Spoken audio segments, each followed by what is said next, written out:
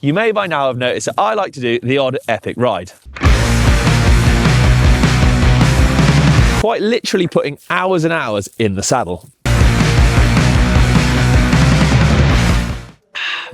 Crushing miles and pushing myself and my bike to the absolute limit. So it's by doing this over the years that I've come to realise that having my bike set up just right for me, so that it's optimised on both comfort and performance, is actually more crucial than ever. That quest to find the perfect setup and fit brings me here, SQLab, a German company specialising in all things comfort, fit and contact point based. A company that since the early 2000s are constantly developing, evolving and refining their products and pushing the boundaries in an area often overlooked. Let's talk to product developer Luke to see how you'd measure yourself to get your bike fitting just right and also the importance of this. I want you to kind of explain to our viewers at home what a bike fit is and the benefits of doing it really, because I think the vast majority out there have probably heard of it but not actually too sure what it encompasses. I think the bike fit is the single most important thing you can do to optimize your performance pretty much. Okay. Because you tend to spend a lot of money on a fleshy frame, fleshy components, which is great. I mean, that's what we live for. Yeah, we love it. And we love it. But if you don't adjust these components, the saddle height, saddle setback, the handlebars, the grips properly, then you don't use the full potential of your bike. If you want to get either the best performance or the most ergonomic performance, the best performance for your joints, most healthy position on your bike, a bike fit is always great. Before we jump on the bike and get into the finer details about adjustment of saddle height, bar roll and stem length, we're going to use the SQLabs app to determine what ideal components we should spec my bike with according to the data. SQLabs has a unique and detailed app that allows them to input details about your bike choice, how often and how long you ride for. Also some more important information about your riding style, height and weight. They then measure the distance between your sit bones by scanning an imprint into the app. We've also scanned my full body to determine the length of my arms to help choose what type of handlebar width, upsweep and back sweep would fit me best. We then scanned my hands for reference to grip size, width and diameter, also adding information about what pains I potentially get when riding my bike to help determine what saddle and grip is right for me. Finally, we made an imprint of my foot to see what type of arch I have to find the right sole that would alleviate any potential pain there as well. Before we fit parts to my bike and complete the bike fit, I wanted to find out a bit more about why it's important to get the right saddle for you. Everything starts with the measurement of your sit bones. So you need to be supported by the saddle. You need to sit on the saddle. If the saddle is too small, it will always be uncomfortable no matter what you do. For the mountain bike saddles, you need a bit wider nose so you can have more support when you go up steep uphills. Yep. We always look for the best pressure distribution, which is not to have the most even pressure distribution, which is one way to go. Okay. But that's, in our mind, that's not the right way, because you don't want to have the same pressure on your soft tissues, which are on the saddle, as you want on your sit bones, which are called sit bones because you're meant to sit on it. Yeah. So we want to put as much pressure on the sit bones, get pressure relief underneath the pubic bone. Okay, so you're distributing weight sort of further back on a more supportive part of you and the saddle, rather than resting everything here on bits you don't want it resting on. Yeah. I agree to that.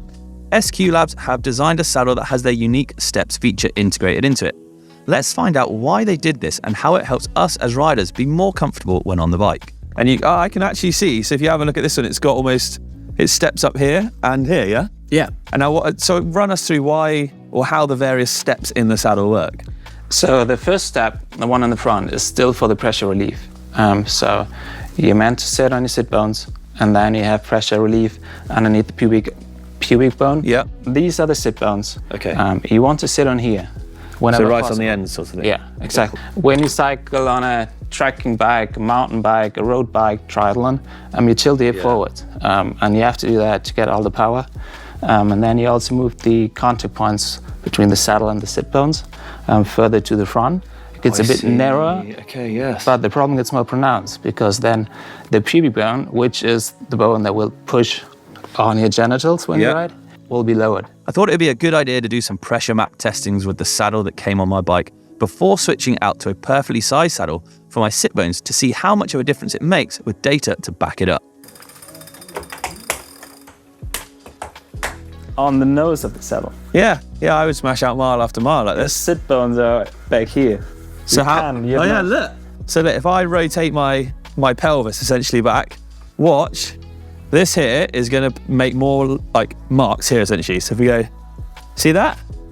So now we're going to switch it to some SQ Lab saddle and SQ Lab bibs and see what the difference is. And obviously we might do some changes with regards to saddle 4.5 position, tilt and saddle height as well. So the time has come to see how they compare. We have now put the SQ Lab 611 ErgoWave saddle on in a 15 centimeter width to match up with my roughly 14.3 centimeter sit bone distance. So let's get the pressure pad on. This is the moment of truth. If I go, where is it? Here, and slide in. Look at that! This is a lot better, Yeah, but we Shall I can pedal? still pedal, yeah? but there's There you go. way less. Yeah. Oh, And if you move like half a centimeter further back, oh yeah, no, that. that's too much. There you go. So Hang on, that's okay. So I think need this to- is going to be something I'm going to have to sort of relearn Yes, is where to sit. like- exactly. Because this is a completely different world of Yeah. where the pressure is. Is a lot better. So you don't have a solid Massive. connection in the middle. The pressure's on the bones. and you see how much more it's spread out as well down either side. Exactly. When it comes to seat angle, then how did you figure out seat angle? Do you just they work on like a level, like a neutral kinda. setting, as it were? So what everybody else is telling you, put a level on the front and the back, and then level it. Yeah. That doesn't work for our saddles because we 'Cause have of the the- 2 steps. Yeah. So the sitting position, the area where you sit on the saddle should be level. That's a good starting point. You can also take the nose of the saddle should be level. The lasers are out, it's time to perfect my position on the bike. What we're looking for is the joint of my knee to sit just in front of the pedal, so this will give me the most comfortable position, but also transfer the most power through the pedal stroke. I mean, that's the killer thing. Like when you do a big ride, I think anything over 2 hours can be classed as a big ride, especially for a lot of Yeah. people out there.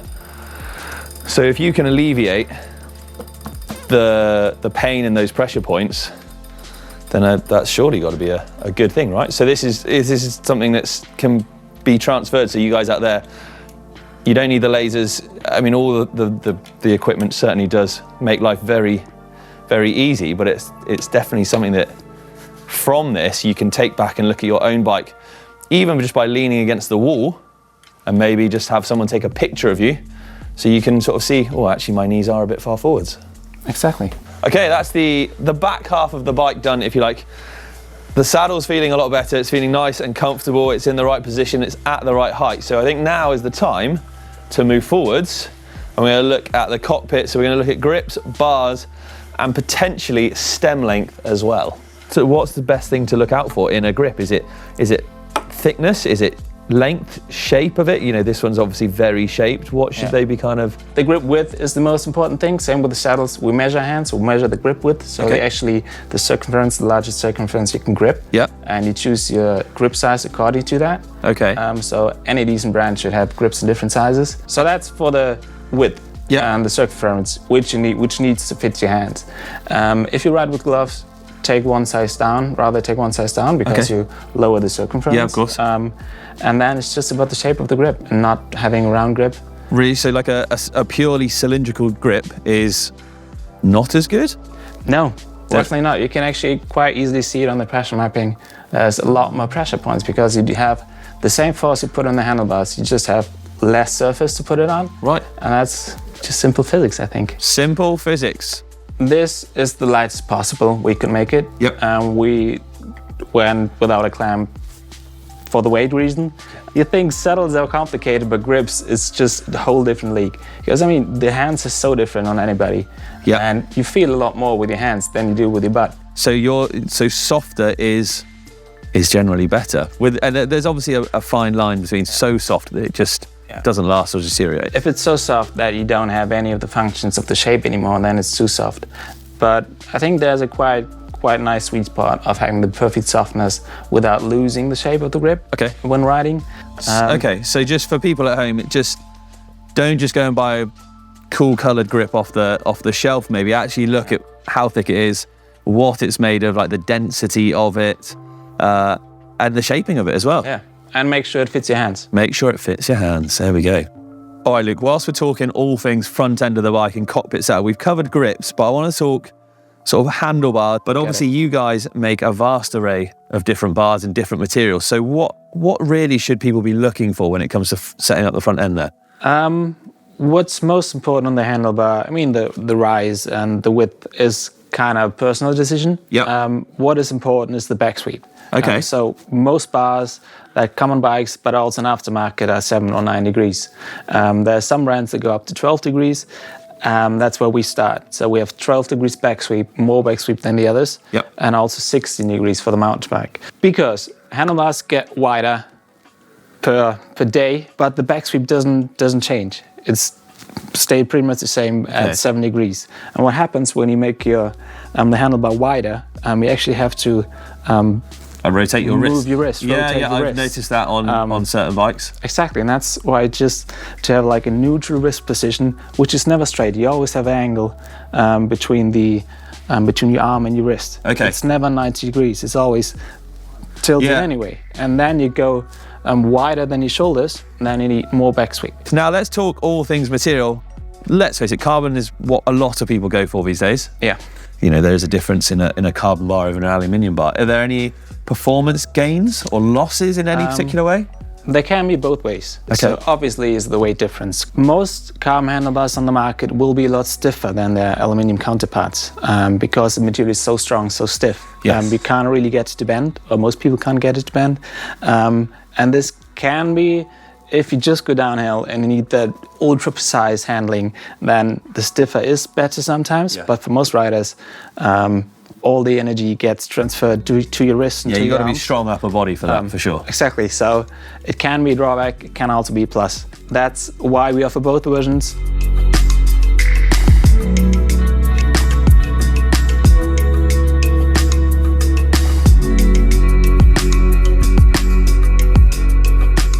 Okay then, so the stock front end has been swapped out.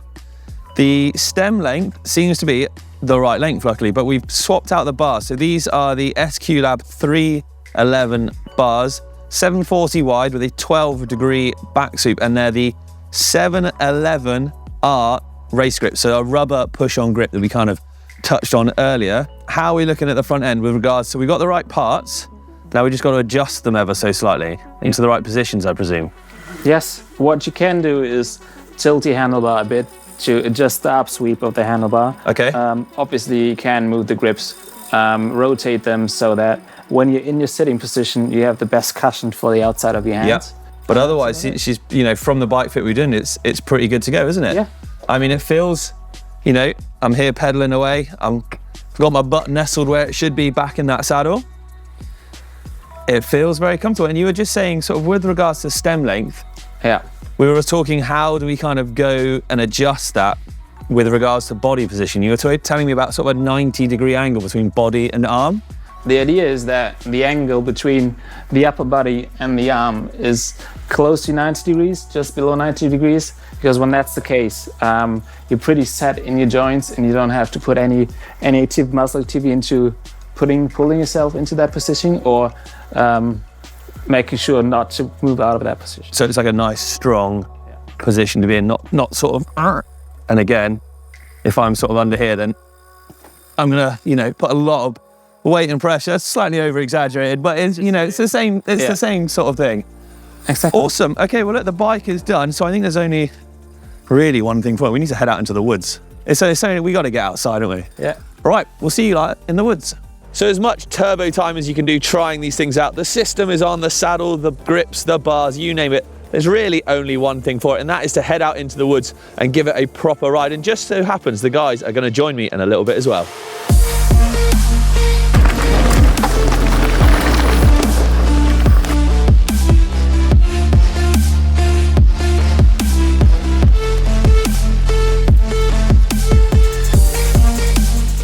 First impressions then, this is obviously a very different setup to what I had previously. We're a few K in now and I'm liking it. It's taking a little bit of getting used to just position myself on the saddle whilst we're bumping around. But the wider sort of perch, if you like, for my butt to sit on is definitely alleviating that pressure.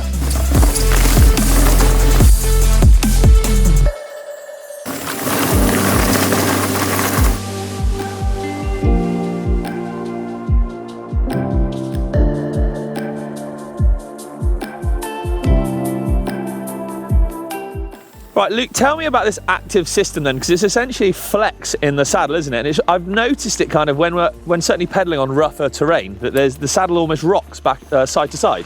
Exactly. So it's not a dampening movement, it's just a rocking to follow the natural movement of the hip. Because again, we're not made for cycling, we're made for walking, and the hip moves with every step. Right. And we kind of try to mimic that on the bike. And it really helps on the long rides to keep especially the lower back, a bit more relaxed, because the muscles can actually contract and then relax again. Okay. And don't have to just contract tighten all the time. I see what you mean. So what that saddle's doing then, essentially, for you guys out there, is it's just pivoting ever so slightly left and right. And you actually have different elastomers, which you can change on the rails. So there's a soft, medium and hard, isn't there? Exactly. I mean, it seems a simple but very effective idea. And it's something that I can definitely feel when I'm pedaling on the rougher terrain, when I've been sort of really getting, like, pushing through the saddle, you can just feel it almost just flexing.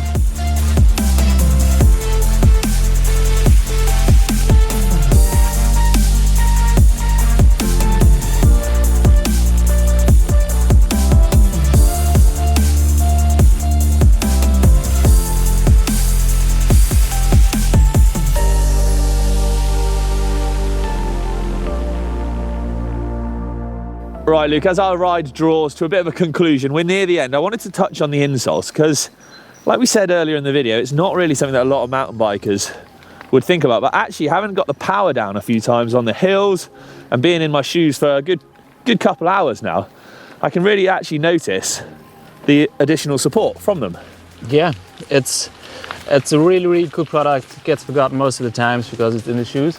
But it does make a lot of a difference. And same thing, we're not made for cycling, we're made for walking, where we need the dampening movement of the foot.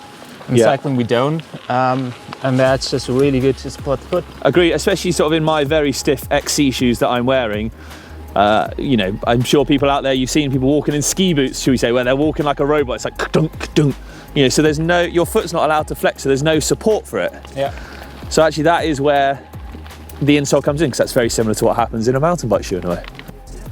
All right, Luke, we're done and dusted on our ride, and it's actually been a really interesting learning curve, this, because it is pretty different from my setup before. And you were telling me that, obviously, I'm not saying the saddle was uncomfortable, because it definitely wasn't, but it takes a bit of getting used to, is that right? Yeah, that's completely normal, because you're sitting differently. You're sitting on your bones, probably for the first time.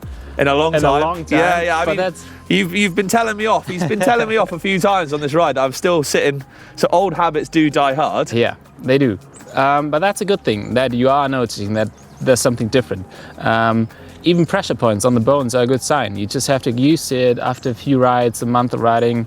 With you, a week of riding, your bones should get used to it, and then goodbye to numbness, goodbye to saddle pain. And hello to probably even bigger rides that they send me on the channel now. Yes. But awesome. Okay, well, let us know in the comments down below, have you had a Bikefit yourself? Is it something that maybe you would consider? I definitely think there are some huge advantages, even on this sort of fairly short ride that we've done. There's some noticeable improvements in both sort of posture and efficiency when pedaling. So yeah, definitely well worth it. But let us know in the comments down below. Luke, thank you very much, and we'll catch you guys next time.